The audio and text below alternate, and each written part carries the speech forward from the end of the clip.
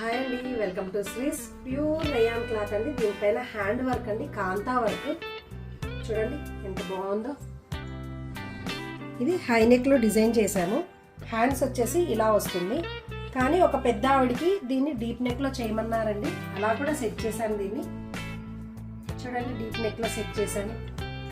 దానికి వర్క్ చాలా నచ్చిందండి, కానీ హై నెక్ వద్దన్నారు. కానీ దీన్ని డీప్ నెక్ లో కూడా సెట్ చేశాను.